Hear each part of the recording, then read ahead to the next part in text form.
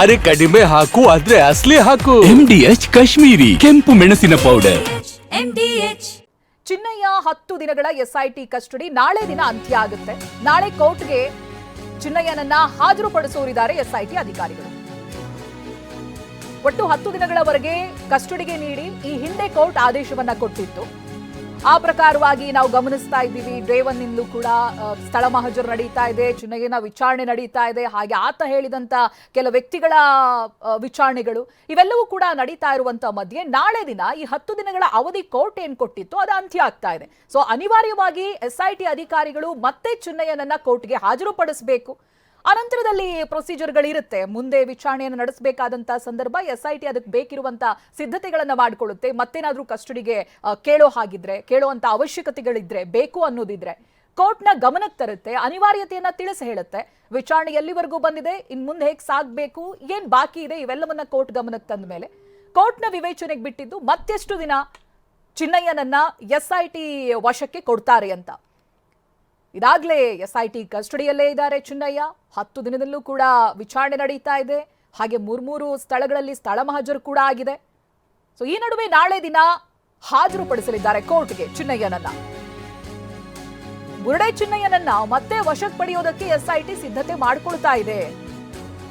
ಯಾಕಂದ್ರೆ ಕೆಲವು ಪ್ರದೇಶಗಳ ಮಹಜರು ಪ್ರಕ್ರಿಯೆ ಇನ್ನೂ ಕೂಡ ಬಾಕಿ ಇದೆ ಅಂತ. ಬಾಕಿ ಇರುವಂತ ಪ್ರದೇಶಗಳಲ್ಲಿ ಮಹಜರು ಮಾಡಬೇಕಿದೆ. ಮಹಜರು ಪ್ರಕ್ರಿಯೆಗೆ ಸಿದ್ಧತೆಯನ್ನ ಇದಾಗಲೇ SIT ಮಾಡಿಕೊಂಡಿದೆ. ಚಿನ್ನಯ್ಯನನ್ನ ವಶಕ್ಕೆ ಪಡೆಯುವುದಕ್ಕೆ ಕೋರ್ಟ್ನಲ್ಲಿ ಮನವಿ ಮಾಡಿಕೊಳ್ಳೋರಿದ್ದಾರೆ. ನಾಳೆ ದಿನ ಕೋರ್ಟ್ಗೆ ಹಾಜರುಪಡಿಸಿದಂತ ಸಂದರ್ಭ ಕೋರ್ಟ್ಗೆ ಮನವಿಯನ್ನ ಮಾಡಿಕೊಳ್ಳೋರಿದ್ದಾರೆ SIT ಅಧಿಕಾರಿಗಳು. ಅವ್ರನ್ನ ನಮ್ಮ ವಶಕ್ಕೆ ಕೊಡಿ ಅಂತ. ಯಾಕೆಂತ ಹೇಳಿದ್ರೆ ಇದಾಗಲೇ ಕೆಲ ಭಾಗಗಳಲ್ಲಿ ಮನೆಗಳಲ್ಲಿ ಮಹಜರನ್ನ ನಡೆಸಿದ್ದಾರೆ. ಅದು ಜಯಂತಿ ನಿವಾಸವೂ ಸೇರಿದಂತೆ ಕೆಲ ಕಡೆಗಳಲ್ಲಿ ಹೋಗಿ ಸ್ಥಳ ಮಹಜರು ನಡೆಸಿರೋದು ಆಯ್ತು, ಆತನ ಹೇಳಿಕೆಯನ್ನ ದಾಖಲಿಸಿಕೊಂಡಿರೋದು ಆಯಿತು.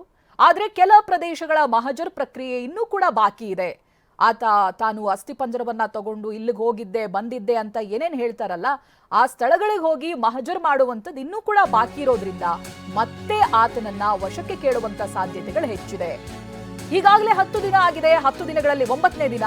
9 ದಿನಗಳಲ್ಲಿ ಹಲವು ಸತ್ಯವನ್ನ ಚಿನ್ನಯ್ಯ ಬಾಯಿ ಬಿಟ್ಟಿದ್ದಾನೆ. ತಮಿಳುನಾಡು, ದೆಹಲಿ, ಬೆಂಗಳೂರು, ಧರ್ಮಸ್ಥಳ ಹೀಗೆ ಬುರುಡೆ ಸಂಚಿನ ಹೆಜ್ಜೆ ಗುರುತನ್ನ SIT ಮುಂದೆ ಬಾಯಿ ಬಿಟ್ಟಿದ್ದಾನೆ. ಚಿನ್ನಯ್ಯ ಬಾಯಿ ಬಿಟ್ಟ ಸ್ಥಳಗಳಲ್ಲಿ SIT ಅಧಿಕಾರಿಗಳು ಶೋಧವನ್ನ ಕೂಡ ನಡೆಸಿದ್ದಾರೆ. ಇದಾಗಲೇ ಕೆಲವು ಕಡೆಗಳಲ್ಲಿ ಉಜಿರೆಯ ತಿಮ್ರೋಡಿ ಆಶ್ರಯ ಮನೆಯಲ್ಲೂ ಕೂಡ ಶೋಧ ಆಗುತ್ತೆ. ಹಾಗೆ ಬೆಂಗಳೂರಿನಲ್ಲಿ ಜಯಂತ್ ನಿವಾಸದಲ್ಲೂ ಕೂಡ ಮಹಜರ್ ನಡೆಸಿದ್ರು. ಸರ್ವಿಸ್ ಅಪಾರ್ಟ್ಮೆಂಟ್ನಲ್ಲೂ ಕೂಡ SIT ಮಹಜರನ್ನ ನಡೆಸಿದ್ದಾರೆ. ನಿನ್ನೆ ಮೊನ್ನೆ ದಿನಗಳಾಗಿರುವಂತಹ ಮಹಜರ್ ಇದು. ಇದ್ರ ಬಗ್ಗೆ ಇನ್ನಷ್ಟು ಮಾಹಿತಿಯನ್ನ ಪಡೆದುಕೊಳ್ತಾ ಹೋಗ್ತೀನಿ. ಪ್ರತಿನಿಧಿ ಪೃಥ್ವಿ ಫೋನ್ ಸಂಪರ್ಕದಲ್ಲಿದ್ದಾರೆ. ಪೃಥ್ವಿ, ಇದಾಗಲೇ 10 ದಿನಗಳು ನಾಳೆ ಮುಗಿಯುತ್ತೆ ಅಂತ, ನಂತರದಲ್ಲೂ ಕೂಡ ಆತನನ್ನ ಕಸ್ಟಡಿ ಕೇಳೋದಕ್ಕೆ ತಯಾರಿಗಳು ನಡೀತಾ ಇದೆ ಅನ್ನೋದು ಗೊತ್ತಾಗ್ತಾ ಇದೆ. ಏನೇನು ಇನ್ಸೈಡ್ ಮಾಹಿತಿಗಳು ಸಿಗ್ತಾ ಇದೆ ಪೃಥ್ವಿ?